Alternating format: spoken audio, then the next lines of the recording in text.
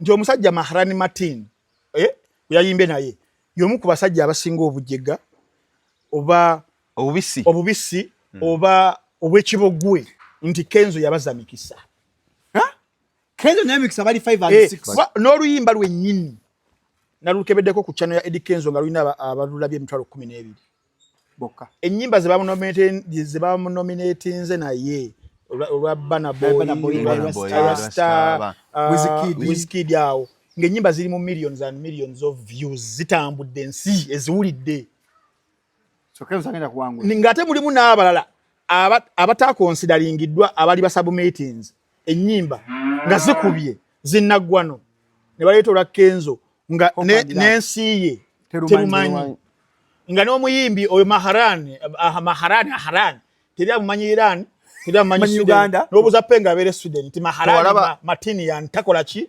petition Grammy tetusobola kupetitioninga Grammy tetugenda konseringa kintu kya viewership olwa Kenzo lwerusinga okukola obubi mu category eyo lwerusinga obubi mu category eyo in terms of viewership Spotify luddawa lwerukwebera okitegeera naye akulaga nti no yakoze eki bali mu the artistic bichi the technical because bitya the cultural relevance biba considering ebyo nga lwaki bali bagala bekweka eyo babeko bebayisaawo ababwe bebagala nti buli award ceremony jola babirawo agenda reset twagala tuyiseewo kikuluno kale saawa zino ekiriwo West African sound yebayisa bubi Burna Boy ba infiltrating ekintu kyabwe batandise no genda kuzikochera bajuza ebisaawe bajuza Wembley bajuza zi otu bagende Bufaransa kati balina master plan eyo kubakatiza kyobola abantu babajoze nibaleta mu Kenzo nibaleka mu Kenzo omunafu oluyimba namba lujega Kenzo izo kubanga wa amaanyi nengamba mu category nti oluyimba Wizkid webale nnyo kibeeranga mu staff esaawa zino ku ngeri gy'onyonyolamu ebintu ntugenda Shalom Awards nakuteekamu ne Jebbi asi Jebbi omuntu kyanyonyola ebintu nga tebikwatagana nga olaba Ronnie Maka kiyingi kali n'ogamba Ronnie Maka asinze mu staff okitegeera oba muse kakati there is a master plan eyokulabisa abasajja abayinti balina byebakola kubanga even to be nominated it was nenga bekweka mu kintu wali kye bagamba in fact kati kankusomere muganda wange wano ebintu bino bibeera ku bwino abantu bangi bo balowooza mu ddagala lyaffe ery'obutonde okuva edda abantu bakozesanga nkola ya kizaala ggumba mu India omuti guno gukozesebwa nnyo nga enkola eya family planning ate naffe ku Biva Organic bangi batya okutubuuza temirayo nakyo family planning ku Biva Organic tugukozesa omuntu tujja ne tumulagirira bulungi bw'asobola okugukozesa ate enkozesa yaagwo nnyangu oil ono ayamba nnyo okukola ng'enkola ey'ekizaala ggumba ate nga yeesigika omuntu etajja kuleeta side effect era gwe omukyala ayina mugamba nkozeseza enkola endala ate nezintiisa ni mutyono mulungi nnyo okukola nga birth control method ate eri reliable kubanga properties ze tezina bwe za affectinga reproductive system ate mbofu n'ebizimba ate ozibikira enseke ate akuyamba n'okukelenzinga oyagala okuddiramu okuconcevinga tekikutwalira na budde kuba kikola boss ku basajja n'abakyala okusobola okukola nga spermicide kati gwe munaffe abadde teekateeka babadde ayagala okuba n'enkola yonna munakyo therapies osobola okukozesa ebintu ebyo. Salamu alaikum agati nakalembe omusomi w'edduwa bw'oba wenyiye embeera embi yankusomere ku dduwa abali ebweru mirimu gigaanyi papula zeesibye kino kyekyoto kwensabira omukisa kobe ng'odiriddawa wali wenkusabira n'ofuna emikisa ky'oba olabanga abirira ebinyonyi ebitalina kyakulya naawe atalina mulimu jankusomere ku dduwa ofuna omukisa eno ennyanja kwesira buli kimu ekisira ne kiba kikujjudde nekikasuka mu nnyanja nekikunta nekigenda nze Agati Nakalembe kambawo ennamba yange yeeno 075237529 temuddeeyo nemwebakira ebizibu mukoye ku nnamba yange eno. Are you ready for a celebration of a true living legend? On Saturday, November 15th, we celebrate 15 years of music greatness. Mickey White, the the stage king, the energy king, mentor of so many talents, a true living icon, will be live at Serena Hotel on Saturday, November 15th, 2025. Jagobe ongo mujulizi, nga Mickey Wine tambuza mu lugendo lwe olwa music, okuva gye yatandikira. Tickets go for 100k early back and 150k at the door, and a table of 8 at 3 million. This is more than a show. It's a celebration of greatness. Sponsored by Airtel, Sanyuka TV, Afromobile, Baba TV, Right Now, Victoria University, Joystar, Norada Auto Parts,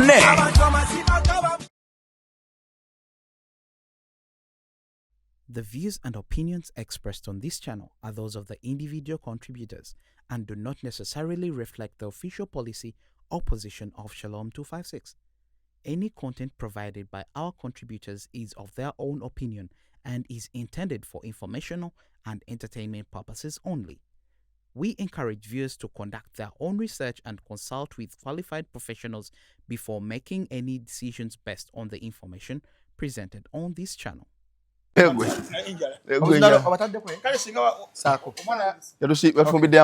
Welcome to Shalom 256. Never parking amaji gange manager. Bagenda kuparkinga. Wali omuntu asobola tusikira kabuzi. Tolina kabuzi kabagenyi. Amaji obudda nti.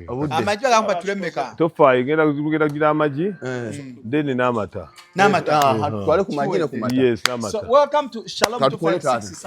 Tugamba bintu byawule omanyo muzibu. Ngomanya Shalom 256. Byomagera kuba inetto. Esabe gunjanga. It's happening. Akatogeza no kumpaka. Ngambe sina maka. Toina maka. Ati bijira wa. Onjo tambito mu amatanya mukyala. Ne tambito bintu byaffe. Amaji gagalia. Olokwa wazeyo. Ochina. Ate twamuzisayo mu bugubi. So manager mbadde nsaba tambite bamuwa. Naye ngenda muwa ino okuvaano n'amaji okulaga mami. Anabiwa abantu be. Ngo Mustafa ina mako mukago gatwali mukyala kyo mutuvu. Je nasula. Kataja kano kalina abakyala bangi. Kalano mu kamera. Sera musajja waddala. Je nasula. Jogenyo twali. Ati tomanyi omusajja jasuje wali obulungi. Josuze je wali obulungi. Omusajja jasuje je wali obulungi. Kumbe ye agadde okuli obulungi. Ye bali balowooza nti abagaliza. Yeko. Balowooza nti abagaliza. Kumbe yagadde okulyako ekibumba. So welcome to Shalom 256. Is happening. Kiwanahudu. Kaswe kigambo it's happening ku Shalom 256. Ando ano nakuwa tusinzidde mityana mu ttamu. Ene waffe jajja nga bamuzaale no mu ttamu. Jajja wazaala. Kidda mu ttamu. Bajajja nti baba bangi. Jajja wajjajja wa mama wange. Gambe no bukojja. Ebintu byangu y'oluganda lwange. Simple. Eno gye bazaala maama wo. Eno bukojjaabo. Nano specifically mu ttamu. Jajja wange bamuzaala ano mu ttamu specifically to be specific. Which is okay na mityana we tuli kati. Tuli mityana ewombaka zaake. Ezake weeno. Tuli municipality. Eno siyo ina ne faamu yo. Ey'embuzi. Kyogera byaki. Tozirina abantu ba inspire. Tusinzidde nako waliwo tuli wano Kasirye breeders emityana. Breeders. Zemulaba tonda samira. Si breeders. Kasirye breeders. Asoma ero. Zola bazino ze enata superstar emifanya jibu. Zizente. Kasirye breeders bayina batunda ente, embuzi, endiga, demonstration farm amakolero agabyo ngamala asomesa abaana na entrepreneurship nabaga kwega bya kusoma kulunda goli eyo bikimu kigezeza mvaka na basupa chicken abababa jangu ano Kasirye breeders sasule ente bagikulundire sasule embuzi bagikulundire n'enkoko bakikola atenga mwogera so one specifically Shalom omuntu mugambi omuntu wabanga alyeri ngayagala okulunda nuwaba talina ene information about kulunda Kasirye breeders osobola okubesiga batandika naye from day one yamusomesa yamuyigiriza waliwo abantu abali eyo nga okulunda kwabaga kono ngaza kyalunda kyekifa tana mukono gulunda wano bakuyambira ddala ate ne bakuguza oziba ante ez'olulyo okitegeera ente esobola okubeera ng'ekuwa liiters 30 kwambuka 36 mu lunaku lumu enkoko esobola okubeera nga zikuwa amajja amayitirivu ennyo embuzi endiga njogere kindekeki amata weegali buli kimu wekikola ki enamba ya Kasirye breeders eri ku 0756 86 39 38 0756 86 39 atenga tugenda ku uploading interview omuntu balaga abaka ogwinga deep into okulima ayagala okulima shot gikoze fenna basatu n'omwami Kasirye nyini farm manager era omu proprietors b'ekifo kino atutekinze through n'asoma so gwe ng'oli eyo oyinza okuba tuli interested mu agriculture but onolaba shame mind egenda kukyuka bantu bangi abaliyo sente zifudde baweereza nkolera kino abantu baziridde ya Swiss osinga ogula iPhone gula nange eyo njiwuliddeko nti tebagikulanako ku gundi terwala manager jangu mukatona wano mu kamera katonda kikemu yes agera ku nteyi wanda jangu nyonyole ku nteyi kwa abantu bajja gyetaaga terwala eri productive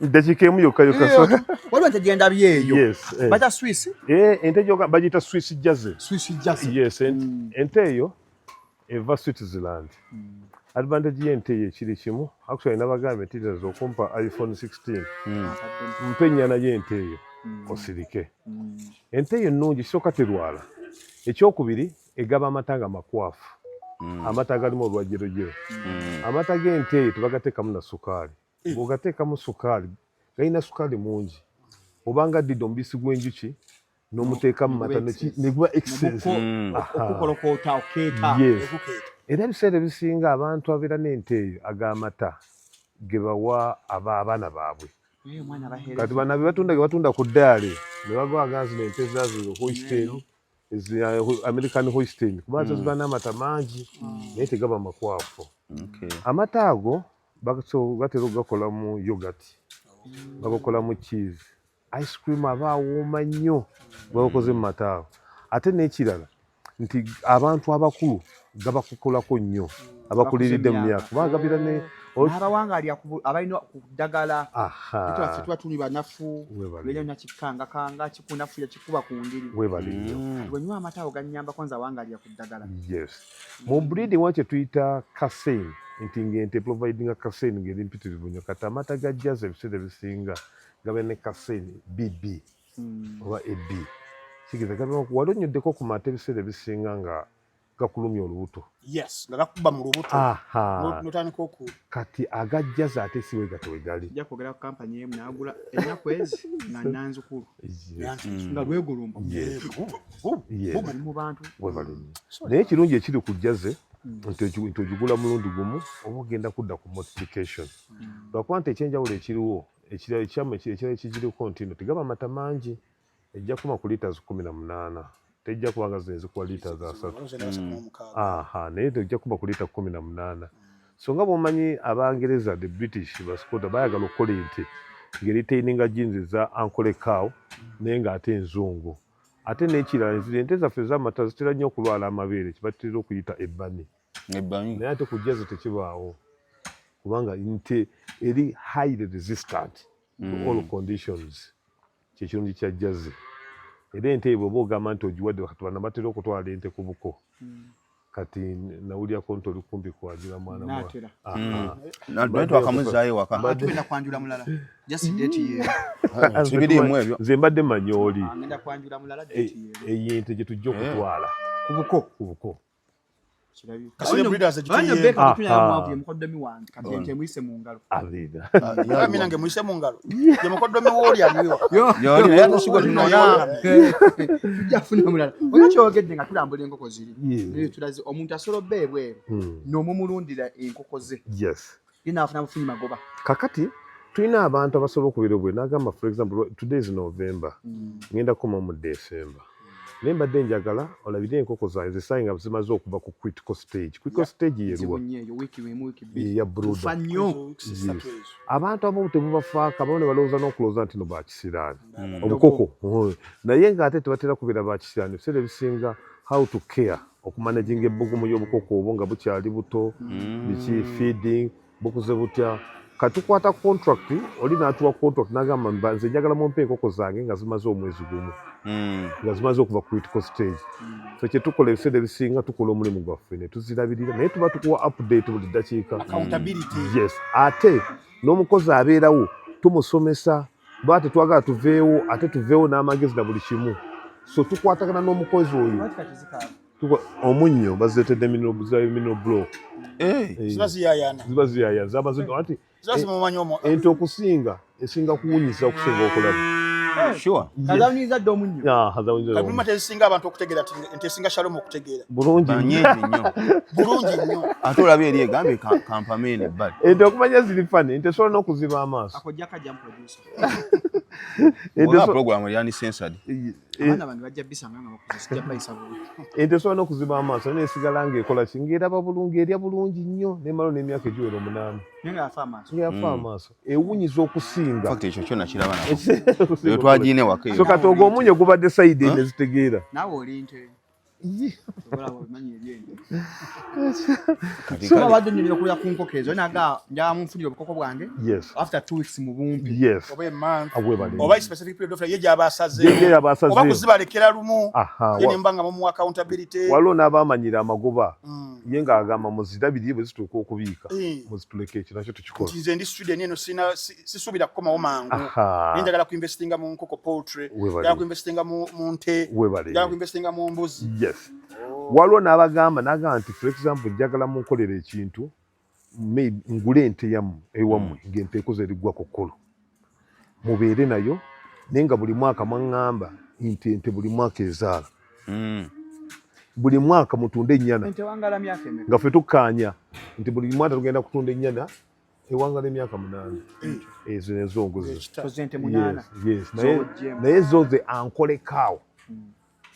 Zisobola okuwangala tugambe ankolekaawo esobola okuwangala n'emyaka 20. Neza Museveni zalunde naye wano ziri ku 8 paka ku 10. Kafa baganda fa bafamanga. The Ganda cows. So ente zinengana ziwangala banga. Enganda esobola okuwangala ziwangalira ddala anti kati enganda zitulabanga ankolekaawo. Kabugamba nti zino ez'amayembe gana. Yes, ezo ziwangalira ddala. Zo ziri wakati wa 8 ne 10 naye beekuwadde. Katola izo ganaga kasirye nguzaawe ente naye mwe mutwala amata. Ne mukutwala amata nze njagala buli wezaala omwana mu muzaale mu mutunde. Nga tukayama tujja ko tumutunda ssente bweziti. Gwe bazadde nze mumpereze essente z'omwana.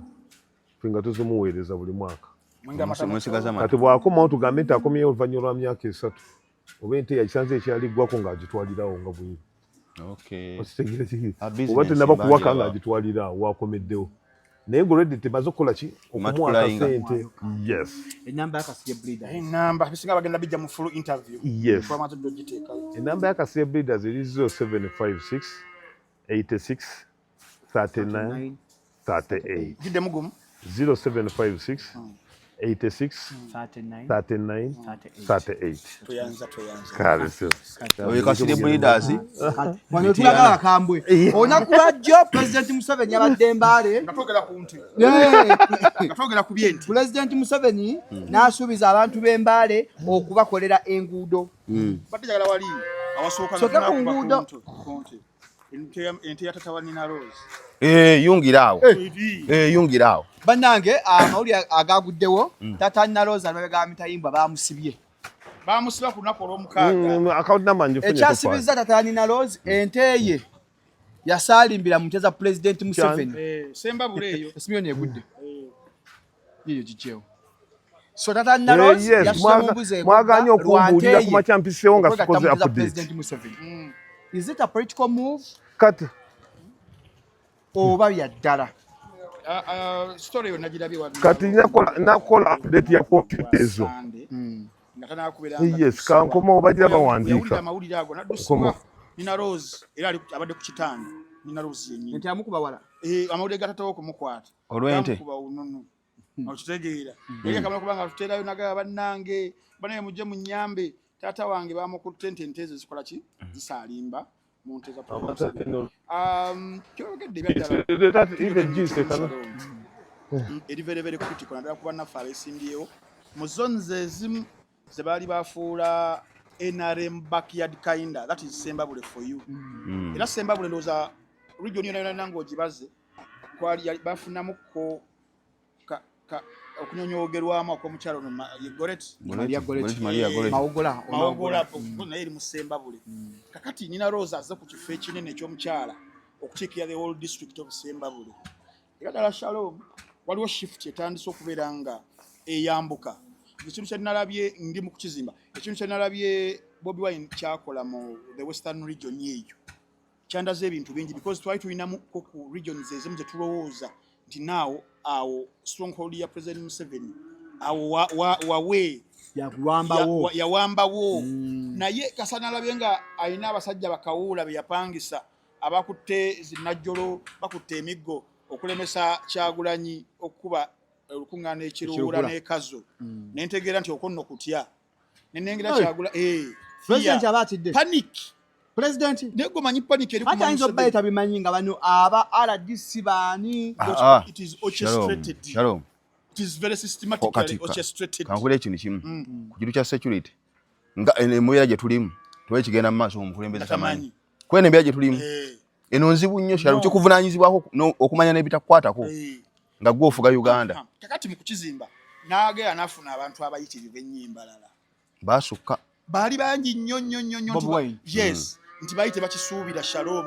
oba nkuwa example ya muntu ki bangenya RDC wa transferinze yes kankuwa example ya kukyuka yo no musajja ono w'eggulu ono yali mu FDC yali omukambwe Rigani okumu omulala nedda professor ogana otigo no odongoto kati odongoto najja e Masaka katugeze bana yesimbe okuba president nafuna abantu bayitirivu nnyo nga tusibaye bulungi nnyo nti banna Masaka ye base ya Buganda nnyo ena resentment historically eyobote najja nafuna abantu kitweraliikiriza kandi ne Robert Kyagulanyi Ssentamu okufuna abantu mu maka taligayisenga maka goli backyard ye Bobby Wine yaganze mu Museveni ali amu n'emmere bulungi nnyo naye manyi kyenagaalo lintambi nina looza okusiba taata we baboneza taata we butabulirira mwana kubanga taata we yakulire NRM wa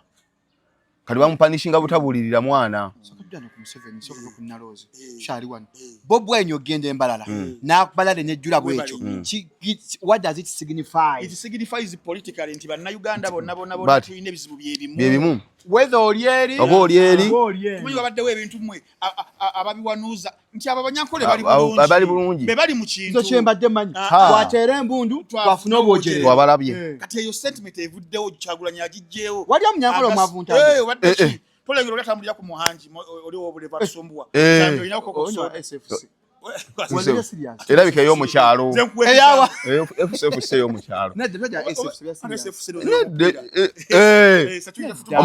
anti kati Shalom omusajja atulaba n'abalaba tulabe omusajja SFC naffe tuli ba SFC siri nze ndi siri anti wone mu SFC ani atali serious naffe tuli serious abege abeganga mu abegaki ketujja ketusula mu mulyango tewali kyakukweka era bamusindika wa chama kati kyembadde ndi mu kuzimbira ono ngajja nti obadde oŋŋamba the significance of kyewalabye nga nzimbe kya Nina Rose ojjatera bu video producer katonotono nga Bobby ali embalala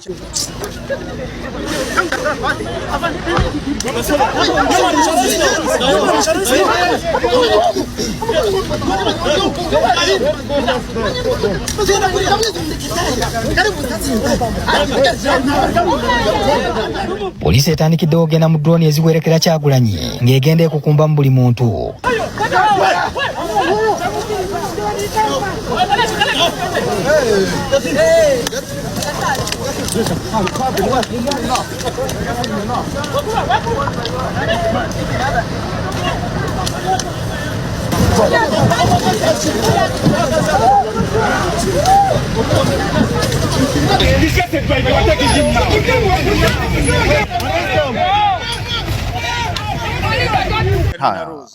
nti mbadde nkulaga wali nti bafisawo n'akade ne bagenda mu meeting ereeta aba RDCs ne baleeta abakavuka gakawuula gakwate emiggo aleme kukuba nkuŋŋaana muzimu ku hot zones zaabwe baleme kulaba babi Museveni ajja kubira abaswale kali n'embaala bakigezaako naye it was too late omanyi Shalom amazzi nga gazze gabagazze walabe wagala bakyatuka wano mu covid wano before covid abali bazimbye ku Nalubaala awo biki bakayanja namazzi gagazze bahamu gatabuka kali neno window of change ya Kyagulanyi nti eringanga olaba nti tobola yagiyise train si gaali train of movement ya Bobi Wine kajagaje okutuka embalala abasajja be bataddewo nga abantu laavu nga mpitirivu abantu baganye Bobi embalala eyo nnyo bamwagala mu ggwanga lyonna kakati era tekyabamalidde obusungu ne babumalira ku ki wano mu kukomawo we bakwatidde abaana ba NUP bakutte 10 Bolivia Lutaya be bakwata yakavaayo mukwata okitegeera ate obubye nnyo so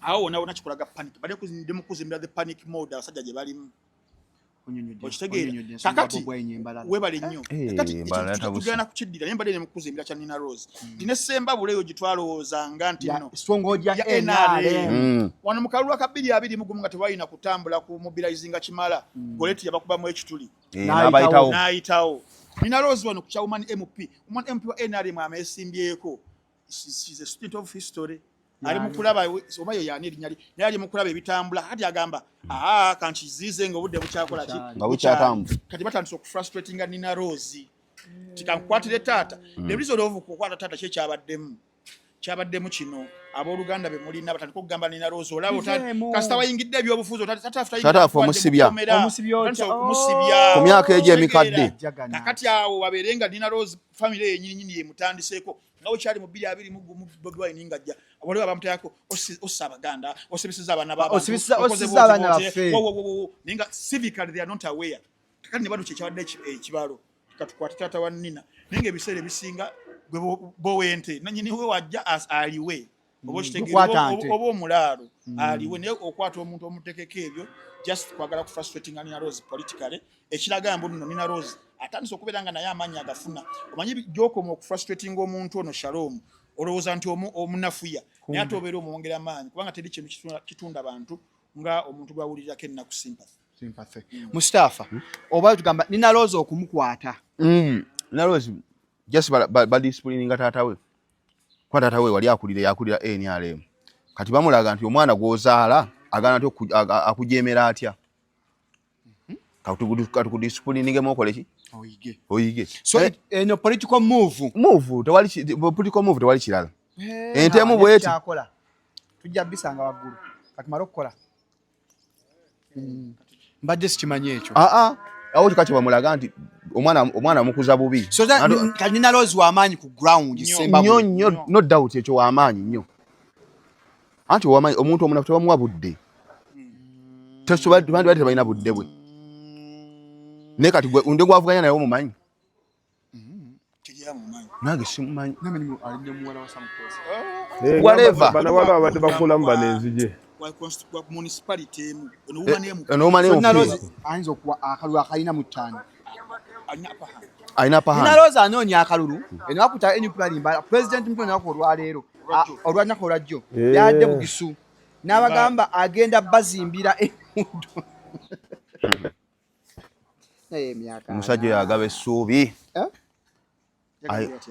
yagambye banirize PDM emyoga era gana bazimbira enguudo embaale n'agaate mulonda Bobi Wine tandikirewo oyo Mustafa ekyo commission bubwali tugira bagamba temuji campaigning abantu balala nagamba temulonda omuvubuka atandika akyalina bakolera olaba emyaka anya president Museveni alina kulaakulanya mbaale anti ye oba musiru nnyo okukkiriza nti omuntu ku myaka 4 byagenda okukola myaka 5 bisinga eby'emyaka 4 obaako ekikyamu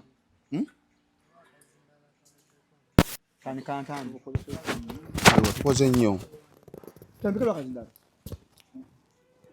Tampena kazindalo ni. Balina. Kagoyina kala kazala kwa. Gebigendo mwenye. N'otwogera. Mbadde nkugamba nti wamusiru nnyo okukkiriza nti omuntu ku myaka 4 alemedde okukola oluki ate nga buli kisanja awayitawo n'anoonya akalulu tayiseewo leero tayiseewo ddi buli Museveni wagenda okuba akalulu campaign awayitawo n'abagamba nenkunywa ngenda ko oluguudo luno anti yateeka mu mbeera y'abakazi nti bakusuubiza buki suubi kuba kati omuntu emyaka 5 tosobola kugamba nti ogenda kukoleramu ebiremu emyaka 4 anti oba yekubye mutima tasobola kugwekubamu anti mwene wagwekubamu si yakola enguudo bano badelegatinga anti ne buli jjira abakomandinga Shalom tasoose leero bakomandinga oba delegatinga nti kola kino kola kiri bikoze eki biganye ate yakolaga ensaaji owuninga tolina kyomugamba Atabembale just badwa nyambo nyumya. Mbozi. Campaign gwegenda mu luzungu osome ekigambo campaign. Campaign tekitegeeza nti kiwedde. Persuade people. Tekitegeeza nti biwedde. Nti oluva mu campaign bikoze eki? Biwedde. Kugenda mu luzungu osome ekigambo campaign kitegeeza ki? Oluzungu ate lulimba ddu. Frank Antambi. President Museveni osuubiza abantu b'embale obakolera ebirungi byatakoze emyaka 4. Is that kituufu oba kigumaza? Kigumaza ngete eri ku kyoto. Bwegire ogamba ko otulo tuyitirivu. Yebasi. Kati mwami Museveni. But me I would think nti kyannaku nnyo abakulembeze ba Africa nabyo abantu abakulembeze manifestos ezo. Okola something as a template. Kwa mwami Museveni banga lino lyonna tuze tumuwulira nga campaigning nga tambulira ku nsonga zezi almost food region gyagenda. Olimba lwe lumu. Nda bakolera enguudo. PDM parish development models ezo wezityo nda ebyo webitu yadatambulirangako. And it is becoming baka kwadde. And it is becoming what we call in English a cliché. A cliché. Yes, a tired rhetoric. Chale ku cliché atore tired rhetoric. Badi mwenza boda ngamba kulishina. Lodyo kulishina. Mwana we kawanda bannaye. Kwegamba waliwo ebintu ebimunga enjogera ekikwate bubachi kwa azi kwazi na bigini. Aha. Kati mwami Museveni ami mu campaign ye ebikwate ebibadde byebyo kuba kati fabaliwo mu kalulu kasemogerera kachenda mu mukaga. Abajja mu kabiri go mwaka alimba Francis Bwenje Bachibirige Mayanja Dr. Chiza Besija akasokaako abo Agrawori era bintu byebimu byabadde asubiza banna Uganda naye nga twaliroozezza nti no mukulembeze ali serious nti agenda kukolera banna Uganda wali mu master plan buli region wa buli district bana ebizibu byayo sisoira mu ebizibu by'embale ebizibu bye Kampala ba ebizibu byebimu ne by'emitiyana kati ndoza abamukolera abali mugezaawo kubanga bamukolera ku manifesto ye oba ne byagenda okwogera mu bantu nabo balaba nti tebiriiwo byagenda bakolera ne basekaza bino twali bigambye ng'ebiri university twali tukola mu math nga mukola set sezo section yabiranga ki section kati akakawa kati ako yes akagateno neno kati kali mu kutambuza buli wamu buli jala ne wanajja mu Kampala wendi bwoli ngenda bagamba ngenda bakolera enguudo ngenda bawa PDM emyoga byebyo nenga kati fobuzibu obulo kati for example nga mu Kampala tulina unemployment kizibu kya maanyi no tewali mirimu insecurity internet ya bei emirimu okubula emirimu gye Kampala si gye mu kyalo ngeje baginoonyamu yaki yanjawulo kati jukira mu kalwa akagwa President Museveni muzimu ku regions yasinga okuluzinga terribly the eastern region ne one of Buganda region mu eastern region districts ezisinga amaanyawe ezibadde ziyimiridde strongholds tulina mu Mbale eyo tulina mu Soroti tulina mu Jinje eyo okitegera Nambeshe nebide ebiseera aguni nga tanakuberanga agweddalo nandala mafaabi nga tanakubanga agweddalo kutabuka mutwe nanda mafia yagweddalo politically yagweddalo tata jiwa padisi mutemwamulabako Shalom kukopala I'm telling politically yagweddalo majja kusuwinga politically yagweddalo politically the man is mad because I'm trying to even if kakunyonyola kale I'm trying kali Shalom kale mukiriza akunyonyola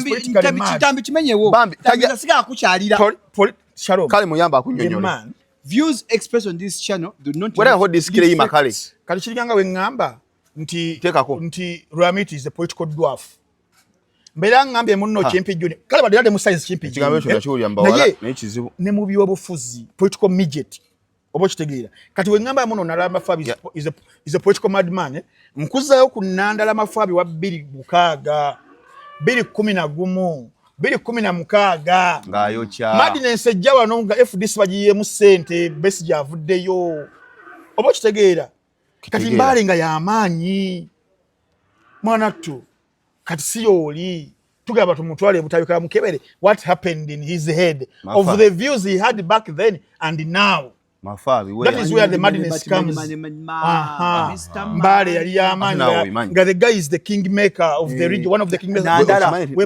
atachayina manya abakusimye webale nnyo katagamanyi tacyagalina obo simidwa kyekugamba that kind of madness eddalu ekiwuka ekyeddalo ekyamugwamu ekya sente ezagenda mu FDC ezo obo kitegera abere assistant nga assistant atenga gwagala nnyo FDC kakati kyembadde ndi mukuzimbira mwana tu Timbale kuva ddayo beba mu ku bantu abali political aware abatagenda kuwuliriza rhetoric za Mwai Museveni ngezo era awo akobye ku munaabo. I can tell you tujja koma wano 2026 ojja mutelevu nnyo the whole Eastern region, most of the districts walabe kyali enogundi avaludda wono omusajja ono musajja omulala yagwedda luyebe obufuzi Katuntu ewa Abudu Katuntu ebugweri walabe Kyagulanyi yakolayo mukyala speaker agenda okubayo campaign n'amuleeta jayogere nenga tugamba ekiri mu Eastern region ne Central region Mwami Museveni biri byamuyita mu ngalo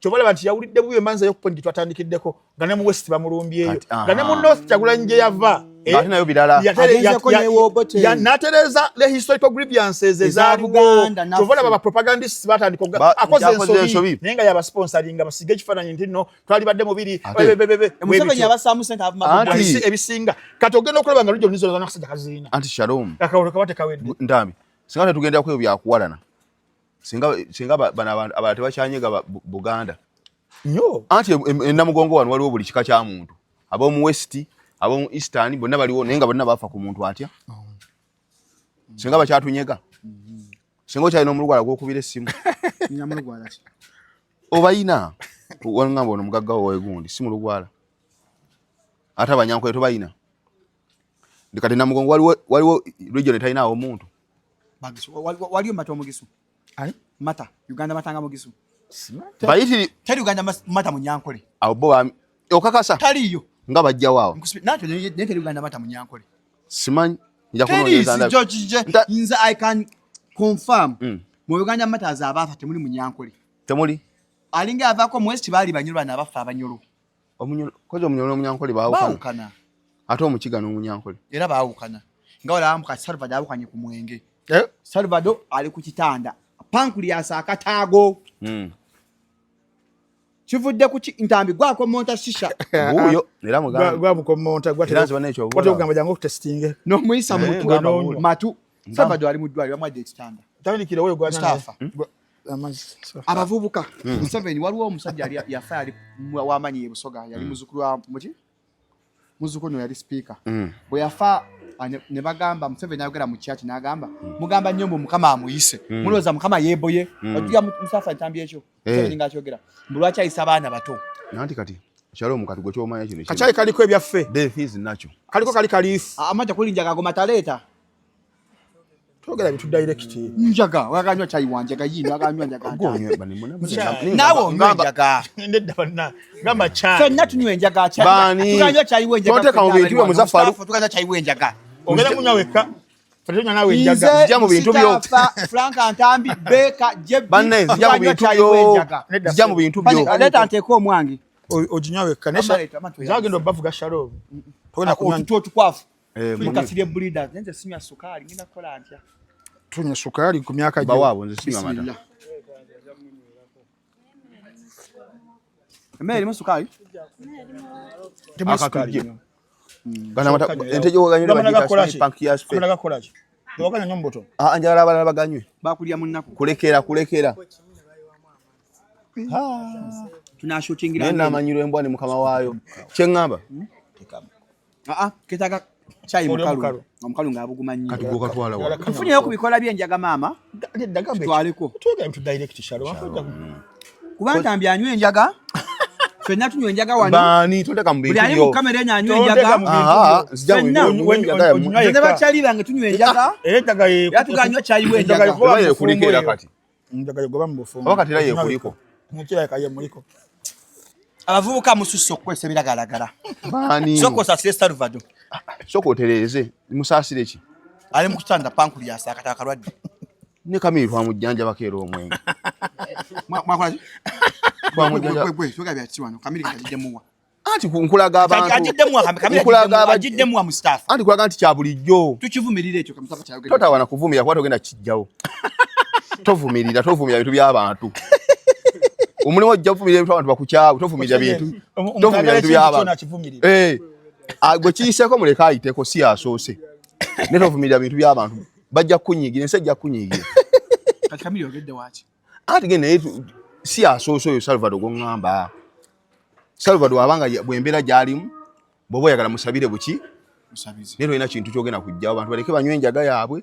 baleke banywe omwenge gwabwe abale gwolereza byonywa sinadda kyeki ati Shalom nze ndi wa mazima kati ogenda kugujjawo olwokuba Salvador wamukoze bwe butyo ate abavuka betanidde nnyo bavubuka ki Salvador muvubuka beera honest ng'oyogera kyusa mwozi ogane nti abantu abasajja abakulu Salvador byenjagala myaka 3 abamuvubuka ate gwe Mustafa nakaze myaka 27 ate nze n'ojja abantu bagamba 23 weyongedde kale kati kyegamba abantu baleke bakozesa ebiki Salvador muvubuka ne tambwe gwanga ali mukufa abavubuka abandi badde bali productive bali kisazeemu naawe kati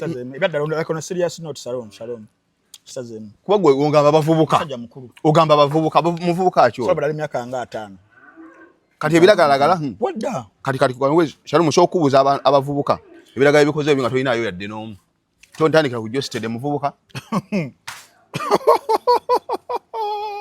gwe ngamba muvubuka ebiragala gwe bitutte ku kitanda mumbuulireyo ati muvumaganya agenda z'abantu ne status z'abantu gwe ngamba muvubuka nti ebiragala yalimpa oyo muvubuka alimpa musinga obukulu tosobola musinga kozi nga yakula alwana anti waliwo abantu abalala ennyo miizo zingeje emyaka tebagibala ate nga naye tomunenya atalina kyeyagikolamu anye mulala ebiragala gwe byakosa Prince Oma muvubuka musajja mukadde Kamiri gwete toka byasiru kati amuleke Salvador ukyabaki Salvador Maddoxi nze nenywera kantu kange Maddoxi oyimanyi nti mu saako temuli muvubuka kati gwe oba oyogera ebigambo bikyuse bitereeze bulungi abantu baleke bakozesa ebintu byabwe kubanze si abamuvubuka gwe bakutte ku kitanda lwa biragalalagala nda abasajja bakulu bazzukulu bamuzeeyi abategeera abalina abaana kati ssebo kati Salva tumuyambe kale noba bakutenda okubuulira mutandikeko wuuyo wuuyo mutandikeko Shalom obuulirira nnyo wuuyo Salva mukole ki mutandikeko ave ku mwengo baagula ku zizo ave kutaska light gwe wuuyo fe tumukwasiza nze nkusasira era nsaba totaasira mubuulirira abiveeko ntambi mukwanye ko Salva anti ng'onywa shaye ng'anywa taska anti labayo ntambi baga obusaasizi obungi okuyamba okutono okusinga obusaasizi obungi kati tosaasira yamba buki ayambe buyambe tumukwasiza wuuyo mubuulirire bakutenda okubuulirira lwaki byagizengudde mbavubuka ntambi ekisooka Shalom doza tumarginalizing ennyo kuba naffe abali mu entertainment business kuba otukigaziye ennyo nsonga ziba mpitirivu nnyo bagiwe ekisula contrary ku bye twasoma oba yali science oba yali ki twasoma nti why do people smoke cigarette to pass time, to forget problems, peer pressure, kalikuliko betting.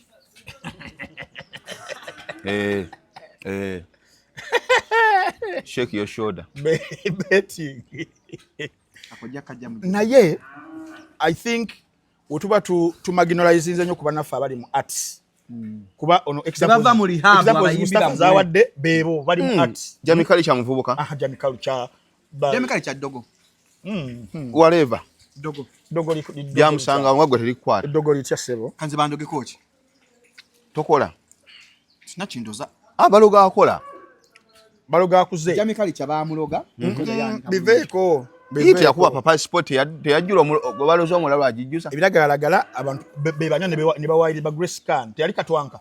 Tuwamukola ko Shona agamba yali walaji. Bamulogera mwalaji. Ninga ate kubitia tukateka muvubuka atagana. Grace Can. Ali myaka 2. Abiri ja. Ngirugede omusajja omukulu omusiro. Sikulimba.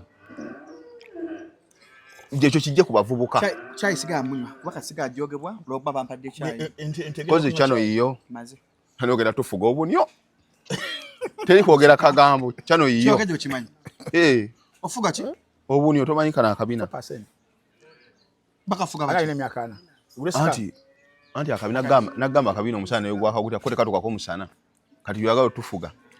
olwokuba tuli ku channel yo bwese nali myaka 2 wadda naawe kakati wala abantu abamu nga si bakulu nga badda okitegeera badde gamba Shalom nti ekiri ene waffe mu arts ewali ba Salvador kisa kitokota omuyimbi oba performer yebalabalamu najjayo ku ka receipt book atalabamu esimu tevuga creative less they tashasobola creating a safari writers block wajja kuwa jokes abantu tebaseka eraze muntu abantu abakadde bakyali fani Maria Kigwenda bamu bantu abalina abazukulu Maria Kiwadda better honesty semukadde wadda he has lived kale Maria yuze myaka 5 nga mwena he's not old but he has lived kati Shalom that kind of pressure eya productivity nga tewakyali okitegeera mu nsawo temukyali abamu kali Salvador musajja wattu kuba kali twasayininga endagaano tantabala jamogerera mu ngero nga bamwe family abakyala bagenda kubera wekka teri muntu go okyali muno Shalom obera ngo olina omukyala ewaka obera kokko n'ensonyi noga kanzireyo mangu oba okitegeera oba naddayo nti anga nywedde gwe tolina nsonyi tojasamira naawe ayina ensonyi netagala zikozesa azina netagala zikozesa kaje kankole yakanyonyole kale kali wali abantu abamu nga talina gwaswalira oba badde ku classroom mpaka ku macha tiri like responsibility ajiberako nti teriwo in terms of ng'ebintu bya family man nga walina okubeera nga kwata ndio ku mazzi ntonge fananyemu gondi Roni enyindo ya Roni banangira Ronald wadde otunyonyola yes nti ogenda okulaba nga abantu Solence bajijja essuubi balijja mu biragalaga sesuubi solas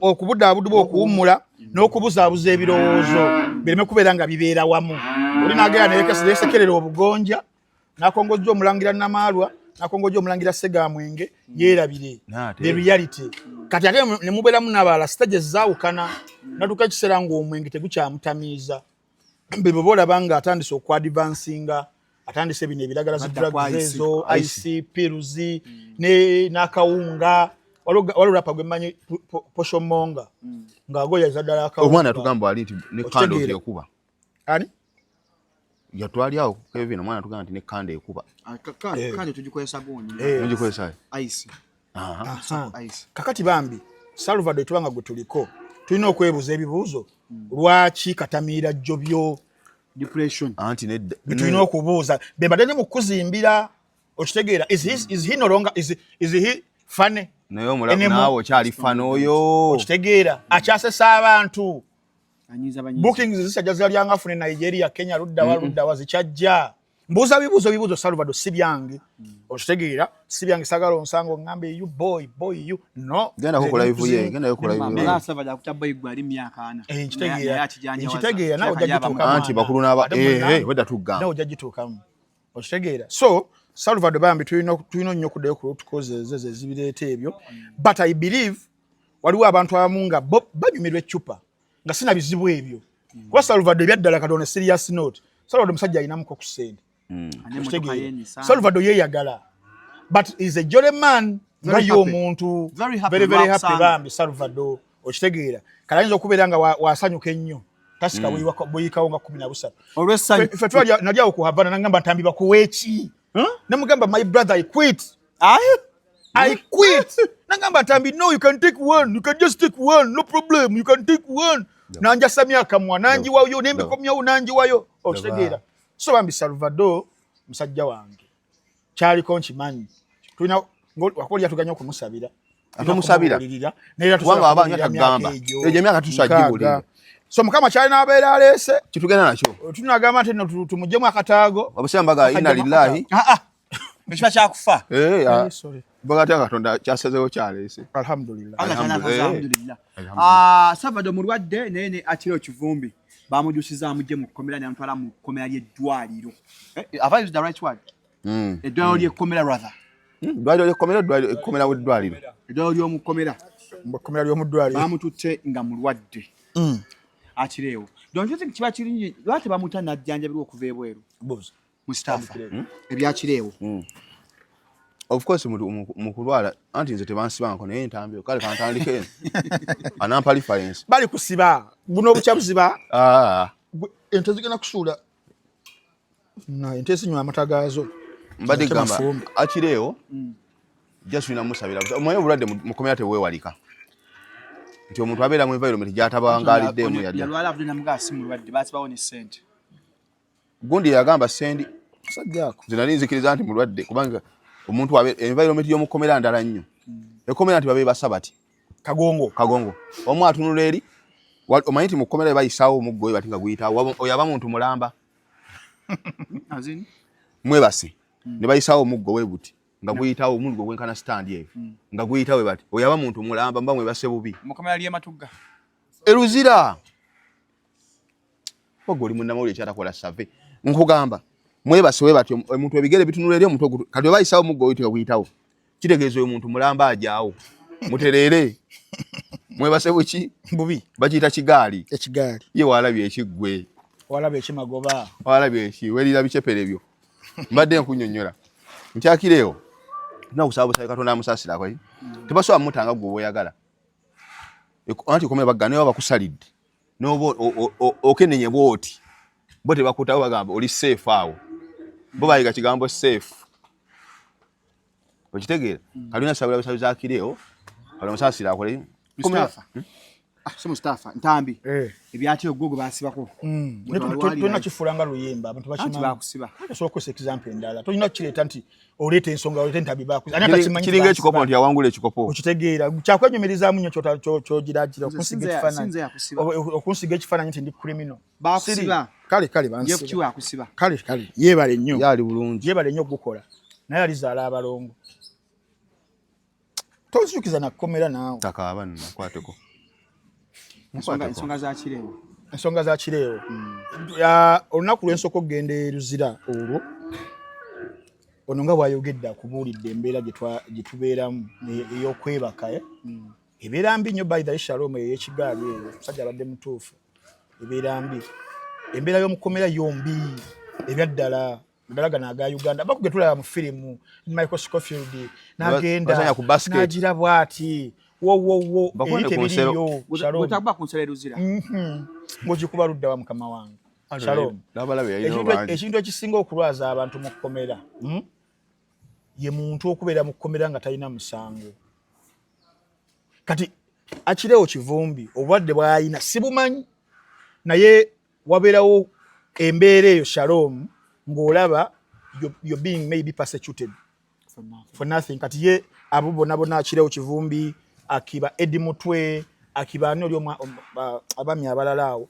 ne wobozeeyo ku situation ya Segirinya ne Alan era abalwala Olivia mulimu n'abagumu ne madada gyali madada mulimu n'abagumu yes naye teriyo kintu kikwennyamiza nnyo kati nze ruzireyo we naliyo nalya emmere ku lunaku lwalinga lwakusatu ngaze nake bili ngolya lenga maybe kufuna chapati noteeka mu lubuto nofuna ku mazzi noteekayo nenge emmere osobola kubeera ngolya obwera likirivu obeerako toyina musango nene mulimu n'abalala nga ye muzi wa misango nga tafaayo akadawe kavugira ajeyo bawulaga nafuna emmere kakati tusaasire nnyo bannaffe bambi abo akireo kivumbi abatwalibwa mu nkomyo olwa Trump tap charges emisango gye batakola emijweteke bwe bulwadde number 1 obusooka tebuyinza n'obutawona so n'okugwa eddalu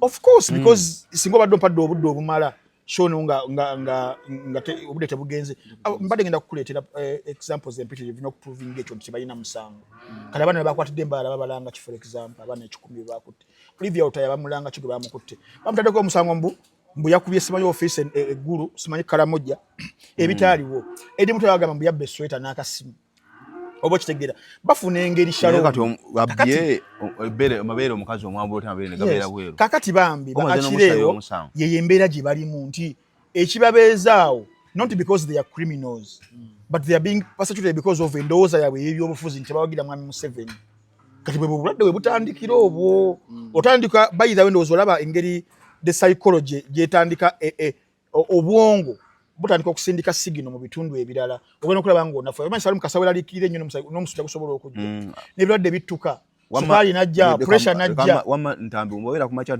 mukomera kumacha tosituka kizibu okulowooza kwebyo ebintu for example Nga omusajja ali normal kumacho ino under normal circumstances but ziri abnormal obo kitegera wasuze bubi biki tosobola kusituka because obwongo bukuweza nti wano woli siwo ino okubeera toli safe yes toli safe kati bambi bakirewo kivumbi kyekyo naye kiri ekirala tebasobola kumuta agenda afune bujjanjabi wabweru naddala nti akirewo kivumbi owa nuupu naye ng'ate mu situations endala for example side ebere kuliko musobola okusaba production warrant obanga beeroyo for example nti eba yabadde ya weeks 2 oba 3 maaso nekijja mangu ne musaba eno wabweru nogende wo mulamuzi naddala nga obulwadde obwo eddwaliro terina capacity kubujjanja abatogera ku chronic diseases naye kati simanyi bwadde bumuluma nenga in most cases amalwaliro ago amakomera galina facilities health facilities yes andi kati yakati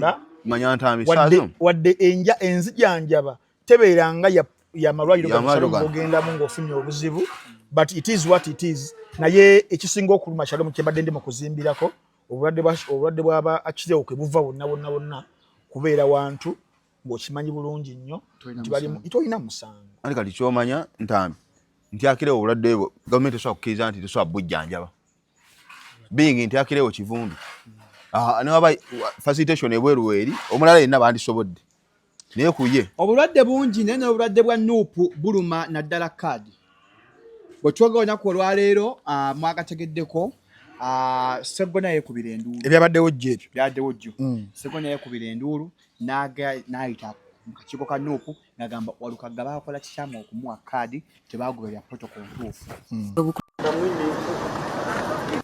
Enkya ya leero akakiiko k'ebyokulonda akawulira ebirumiro ebyalabikira mu kusunsula abeegwanyiza ebifo eby'enjawulo eby'obukulembeze kakedde kutuula okuwulira abaliko bye beemulugunya.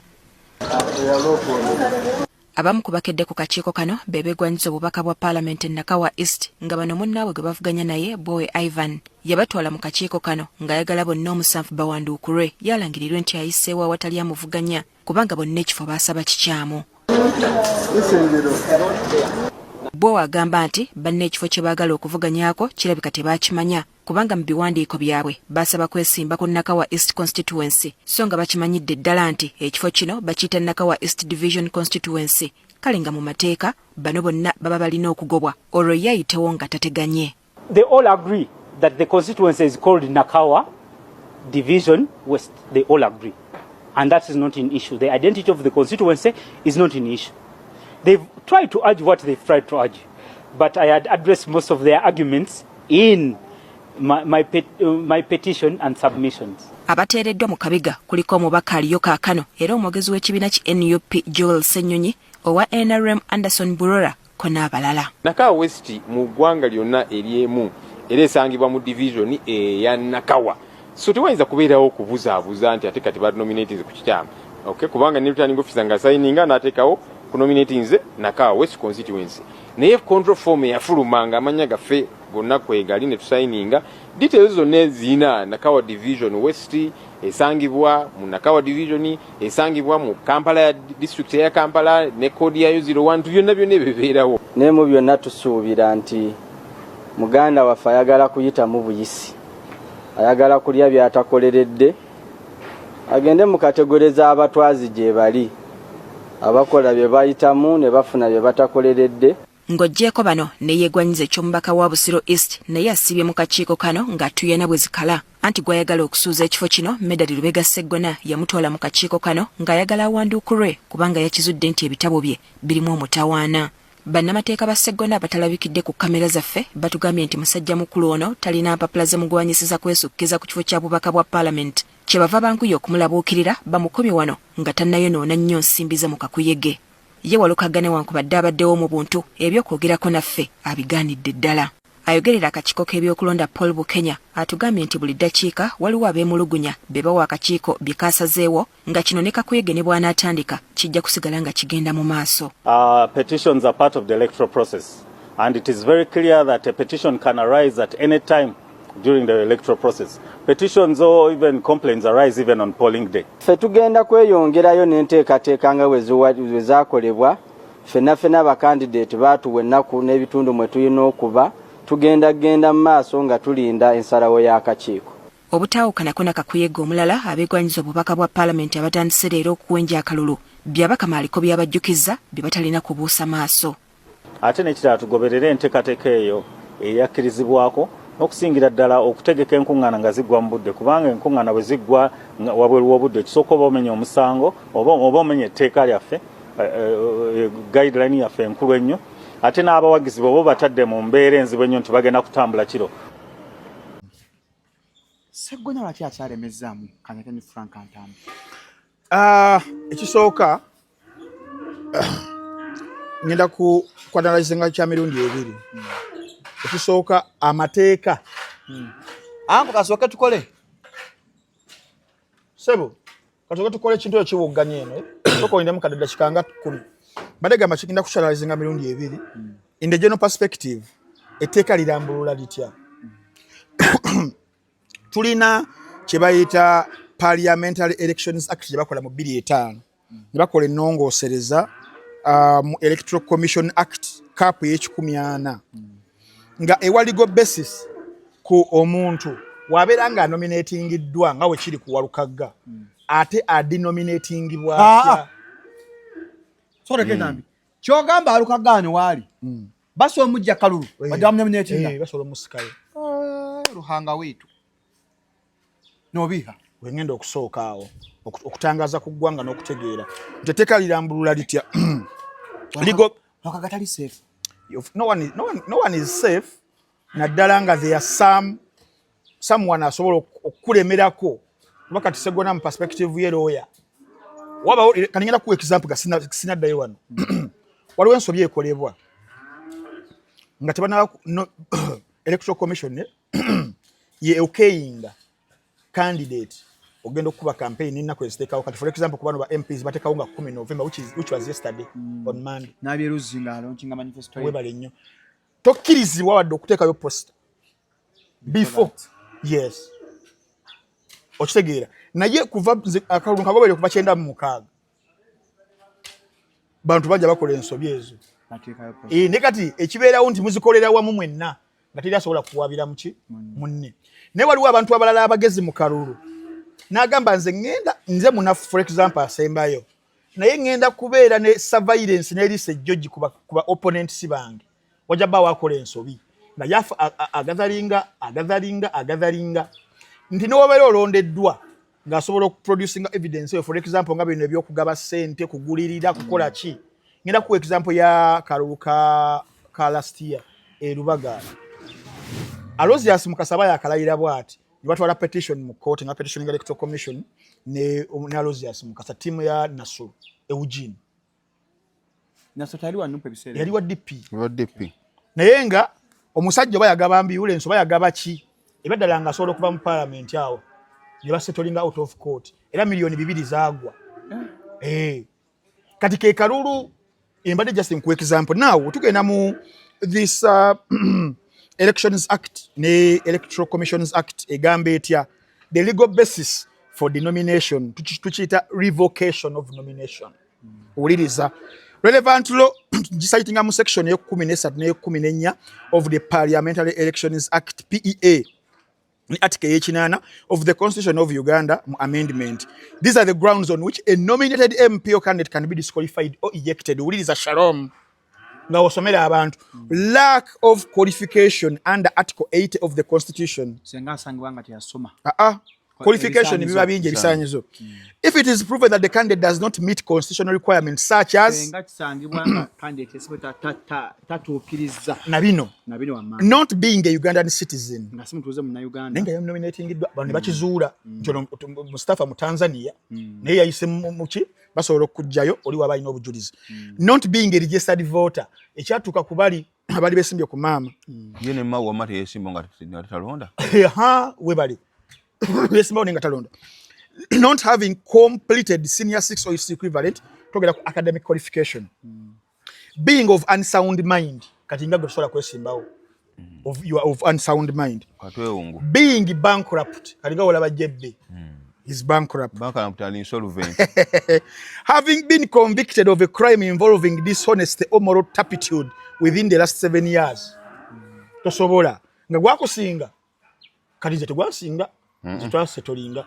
Naye kati bano gwe businze tibala bano tegukyasobola kudda. Tegukyasobola kudda. Jalwana naye birala. Jalwana naye birala ajje. Kakati nga bano be bakozesa pre-bargain. Obalaba abo. Wali kuba gubasinze naye nga bakkiriza nabo okitegeera. Kati atasobola kwesimbawo Bolivia Lutaya. Paka nga wayiseewo akaseera akagere. Then section eyokuna 1C ne section ey'okumi 1 of the Parliamentary Actions Act legal reference yebyo. Ekyokubiri ne bagamba false information or forgery. Wantu tuli mukuletera munna Uganda biki? Lawyer Segona byayinza okubeera nga yesigamyeko okubeera nga ayagala okujjayo omwagala w'abangi. Darling. False information or forgery nga bagamba if a candidate presented forged academic papers, false declarations or lied on their nomination forms, the Electoral Commission can, upon court order or sufficient evidence, revoke the nomination.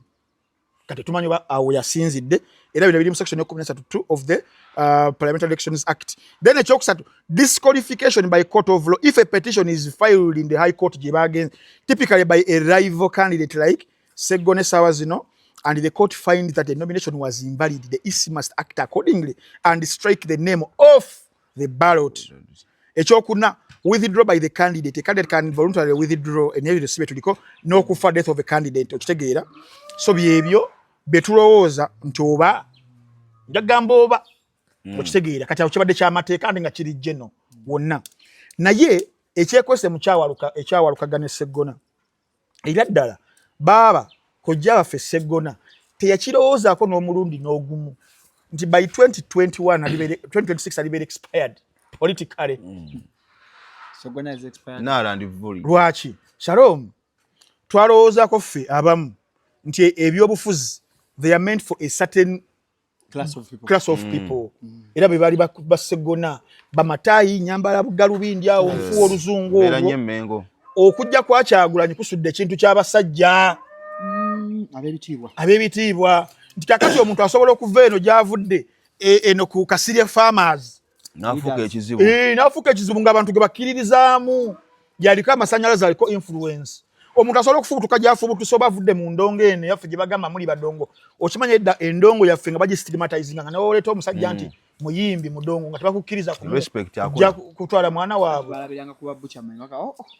Okuva nno ddeeri mu bagundi eyo mu 7 naye kati ekintu kigeze kyeruka. Kati ne mu leadership nga tebalowoozaako nti nno omuntu asobola okuvaayo n'ajja mu positions ez'amaanyi mu leadership Kyagulanyi n'akikola. Teyakomaawo n'ajja ne ku kifo ekinene ekya president nti yeesimbawo alaba ate ekyenjawulo si kujja kwesimbawo naye abantu bakuyinamu obuwagizi n'essuubi Kyagulanyi n'aba nabyo. Kati ne kuba Walukaga yava kuba mmeeya wano n'agamba ne wali nsobolawo awo wava olutalo.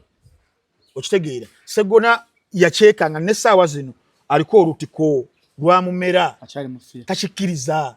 Kakati wano wetugendera nti asazeewo n'ogenda mu kooti asazeewo agamba ati kankole kifiiriza kubanga realize nze kubanga realize nze nti akasajja kayina ground yali akagaya waliwo ne moto gyali atambuza Busiro tegwa bbeeyi. Simanyi Busiro sokola ki gwabeereye Busiro waliwo moto gyebali bazunza Busiro tagwa bbeeyi nga balaba nti ono agenda mussa ebbeeyi. Kumbe bannabusiro bagamba mukulu Segona ow'ekitiibwa kalya amaggwa genda oli amenvu kuluno togenda kulya maggwa genda oli amenvu genda oli amenvu akalya tokyalina maggwa g'osobola kugaaya. Omuntu ali amaggwa omutuufu oba eriggwa lyalukaga lyafuuse eriggwa ng'aligayiza nemugira anti kyalo mu politics mubalenga embeera zonna n'okuyimba biki generation kati zingeze zikyuka. Ndio chali tawe dibanto inakuba hit. However much yakola ki? Yagikubako. Asobola sota nafa. Mugezeeko. Sobola nyaso okuba hit. Mugezeeko uyo. Atulira. Mugezeeko. Asobola. Ndiseno mteke msende. Kati nkula irira. Peter Mayo zitomulaba. Jimuleta agikubaawo. Sajja wafa agenda tuwa interview. Soko kimenyewe. Gamba mbadde ntegeeza. Peter Mayo yafuuka mugagga investor. Otegedde kati investor. Tokyali talaga dina kubira hiti. no mutute mu studio yo America no mutwala wa no mutera Dr. Dre Smile no teba Dr. Dre no mutwala Jamaica tachavaamu bigambo bichi mix yandigidandikita anti olidde remix poza tumanyi luzungu tosoba no mutwa mu studio yawa kibanga kati okwata ente nganda no giri safe kenzungu olyokuba girisa bya kizungu eri gejja mnenyiriramu ndio mukazi ngagudda amabe wajira wali nemba kati sizina sa zikaziga zebikafuna kutama anti kati ndowooza yo nawe ate kyabugaggacho tebakujja agenda ndowooza yo kwegayidde Shalom kino tekiko sa mafia sorokaganga bayinza omusazamu kimuleka walukagga anti byonna bisoboka kati we tuli kubagwe kyomanya oli kati ali kufenna tubifiirwe seggona asobola okufiiriza ono kaadi kati kyomanya nti ate walukagga yolukagga ayagala giweko kali wakiba musindikire omunafu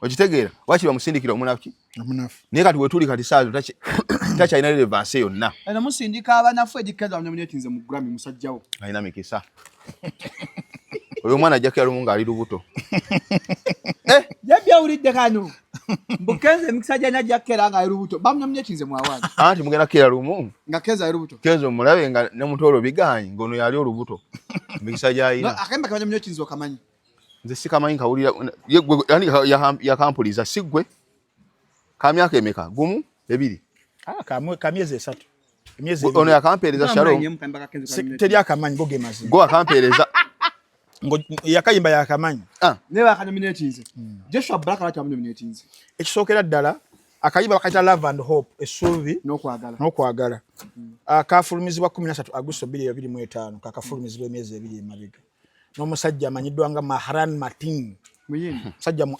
Iran nenga ali best mu Sweden omusajja oyo nagenza omukeberako muyimbi kigoyinza okugamba nti munafa Uganda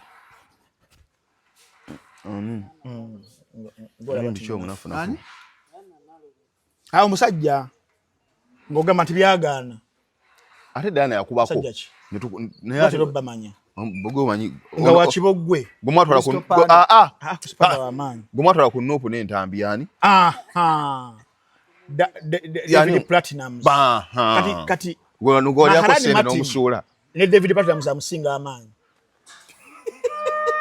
yayimanya Kenzo namukebeddeko ba YouTube subscribers ku channel bali 89 gona menze mu Grammy gwe banominatinze yayimba oluyimba olwo Love and Hope taina luyimba luweza wadde sinamukebera ku YouTube n'entambi waba kyogera kito wetaaga kutuga ndi mukuzimbira nti omusajja Mahran Martin yayimbe naye yomu ku basajja abasinga obujega oba obubisi oba obwekibogwe tumute Shalom pandemic weyo naye ngoli kyasoosera kuba kirese mu ngeri ya kusaaga nenga kirina amakulu nti Kenzo yabaza mikisa Kenzo naye mikisa bali 5 and 6 n'oluyimba lwennyini nalukebeddeko ku channel ya Eddie Kenzo nga lulina abalulabye emitwalo 12 bokka ennyimba ze bamunominatinze naye olwa Burna Boy Wizkid awo ng'ennyimba ziri mu millions and millions of views zitambudde ensi eziwulidde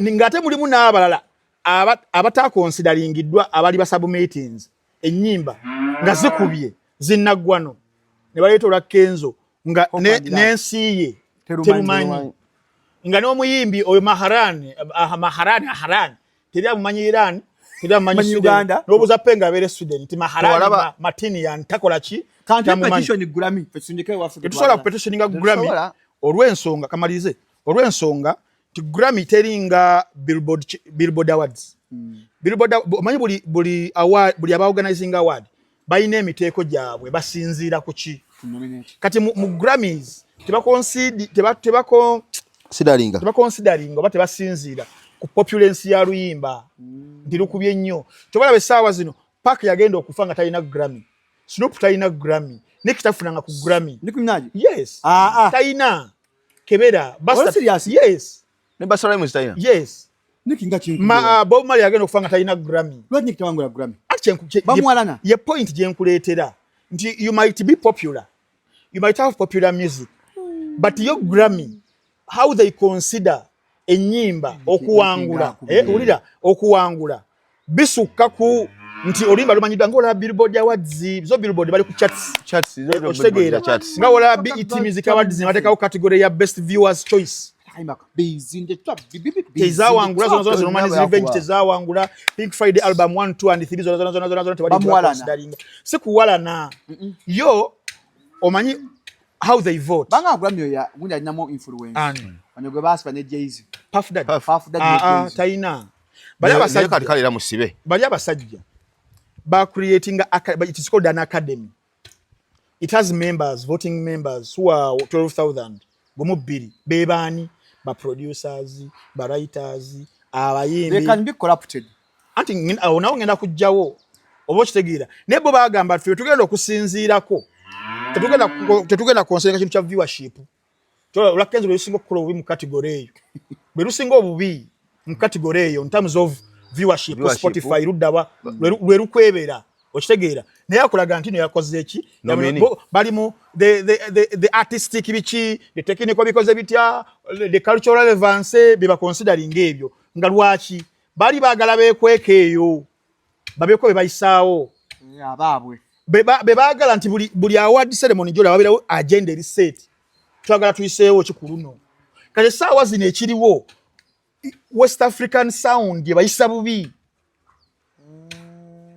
Babana Boy ba infiltrating ze chintu kyabwe batandise no genda kuzikochera bajuza ebisaawe bajuza Wembule bajuza zi otu bagende mu Faransa kati balina master plan eyo kubakatiza chovola abantu babajoze nibaleta mukenzo nibaleka mu nekenzo omunafu oluyimba namba lujega Kenza hizo kubanga wa amani nengamba mu category nti oluyimba Wizkid webale nnyo kibeeranga mu staff esaawa zino ku ngeri gy'onyonyolamu ebintu nitugenda Shalom Awards nakuteekamu ne Jebbi asi Jebbi omuntu kyannyonnyola ebintu nga tebikwata nga olaba Ronnie Maka kingi kali n'ogaba Ronnie Maka asinze mu staff okitegeera oba muse kakati there is a master plan eyokulabisa abasajja abayinti balina byebakola kubanga even to be nominated it was an insult to others yes to others who were eliminated abalala badde balina okutekinga ezo kati bateekamu ono naye nga beekweka mu kintu wali bo kye bagamba in fact kati kankusomere muganda wange wano ebintu bino bibeera ku bwino era esimu gundi jankubidde je kangambye ntami kwagalako nnyo onoonyereza ye Mustafa atwadde kya kisima Mustafa mukwe research mbwa kenza ine bisima na sose kikola research wuno kyegamba kyenagambye kiki osokubeera watena mikisa luyimba kirwayina waawo hope and love kyegambye nawe kenyini nze gwe walumpeereza nze nali siruwulirangako Shalom waawano kamenyonyodde ekintu ekyo bagala kakanya ba West Africa bali bo bagamba mu Grammy we are considering these creativity and originality in composition performance or production technical quality of recording and mixing cultural emotional impact how it expresses something meaningful especially in global original categories authenticity and musicality togera ku instruments arrangement vocals and message so hope and love kakati hope and love olutunulira nofunayo someone owa Grammy nga gambe ebyo nga yekweka nenga waliwo ennyimba ez'abaana abanagana ez'abaana aba South Africa ez'abaana aba Nigeria ezibadde single oluyimba all the metrics oyinza okubeera ng'okola ki ng'okozesa kale webakweka bano then bafuna Eddie Kenzo gwe basobola okuzimbirako ekintu nti he has been alina history he won BET 2015 he won Nickelodeon 2017 he has won Afrima 7 times he has been nominated in 2023 in the Grammys okitegeera kati nga bagala justifyinga lwaki aliawo mu category naye nga bagala okulabisa bano Babana Boy asajja abataddemu investment mu music Babana Boy guno omwaka gwokka kwa 2025 aspendinze millions zabadde nga mu 7.5 za US dollars that spending in terms of production in terms of marketing in terms of what okitegeeraawo ne bamuteeka mu category n'omuntu ali ku federation eyakoowa okuyimba ku federation gwebawo oba creative presidential simanya advisor nga byakungudde mu mwaka nedda leka nkubulire the master plan because they are the gatekeepers of the music industry kakati beewuunya bano aba West Africa batuyitako bata mu gate eno why did titwachi control nga tetwachimanya kati bagala okukola control sawa zino lwate balese Joshua Baraka kyenkugamba bye bimu ku ebyo Rubaga Joshua music abadde amulina mulungi asinga wa Eddie Kenzo for the last 3 years nkubuulira ekyo kyogera kiwakanya nedda bavume wala kyekitu kola honesty yena nvuma kanjogere yena nvuma ku kyenjogedde Joshua Baraka has been a better artist than for the last 3 years than any Ugandan artist since Eddie Kenzo for the last 3 years since his breakthrough. No Ugandan artist by all measures and metrics you can use has bettered Joshua Baraka. Joshua Baraka nafisawo n'obudde n'agenda London n'ayimba sikuleyo agency y'abana Uganda but yali mu diversification ya others abava West Africa abavaludda bangakanza okubeera nga akola kinga alinnya music itself gwayimbye gwafulumizza wabunye oba okitegeera ebyaddala nga tuli mu mazima no any artist in Uganda has done much okusinga Joshua Baraka including Eddie Kenzo who was nominated but the challenge is you cannot justify inclusion ya Joshua Baraka nga talina biri history nga Kenzo byemukusomedde takati baba solo kutuga abasajja ne kati Eddie Kenzo you can make a point for him and I'm not trying to put Eddie Kenzo down because a nomination nge ya Grammy jitwale nga equivalent ya World Cup qualification Uganda against the World Cup and I'm very happy for him but it also to analyze issues. So Eddie Kenzo, I'm very happy for him. He got his second nomination. I'm not trying to put him down. I'm not trying to put his works down. But then this thing is much bigger than where your eyes can see.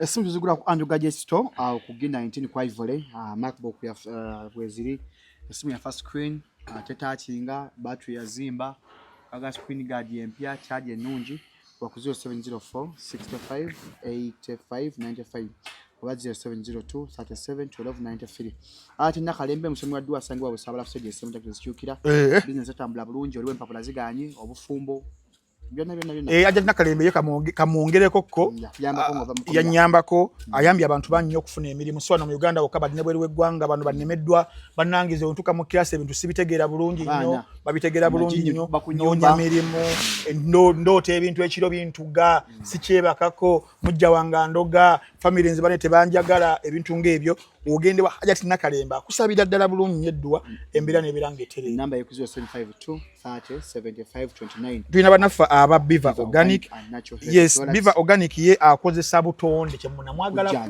okubera nga jjanjaba endwadde ezenjawulo ezitogera kubami nga olina obuzibu mu kisenge okitege era yambale mu staff abambi Biva Organic gali gambugumye yali afuna kabugumu dakika 2 nga amala nekati awangala okitegeera webali nnyo nammwe abakyala sibanja tensa mungi siriza ate nabikande saagenda yokko eriwe bityo ensonga ezasobola okubeera nga zitereza n'abalina endwadde ekibobe abaamira kibobe amatumasira maaso ago nina sinuses nina bizibu ku mawugwe lung problems nina sukali nina pressure banange jogere njogere buli bulwadde bonna Dr. Senjo wa Biva Organic abujjanjaba ate nga abujjanjaba sabutonde number 0752 60 2427 musibe bulungi musibe bulungi